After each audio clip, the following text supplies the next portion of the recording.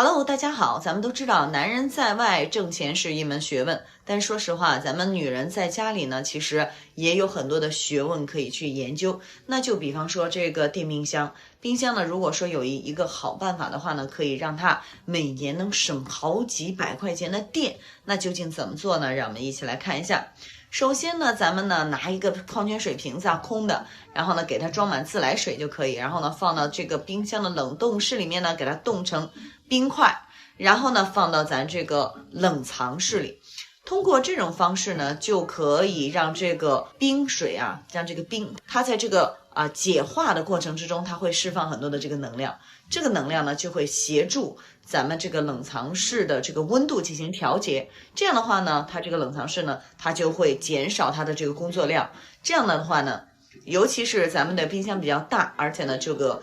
负重比较重，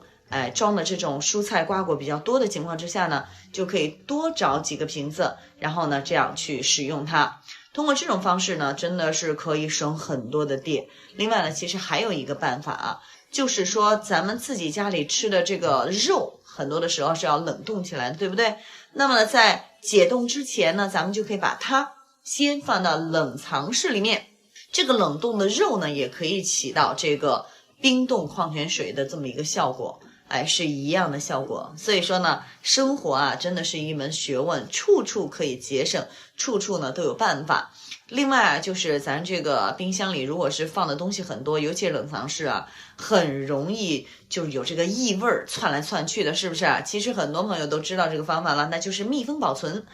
把这个每一样东西呢都密封起来，省了这个窜了味之后那个真的是特别影响它的口感另外就是会发现这个冷藏室可能会有这种冷藏这个水分比较多的一些问题，特别容易滋生一些霉菌对咱这个食物都不好。那咱们采用的方法呢，可以呢在里面放一点纸巾。其实不要小看纸巾纸巾放在冰箱里面真的很大程度上可以吸附它的这个水分，增加这个食品的这个鲜度。所以说呢，这些呢都是生活里面的一些小技巧。如果您还有一些其他的小技巧呢，也欢迎大家呢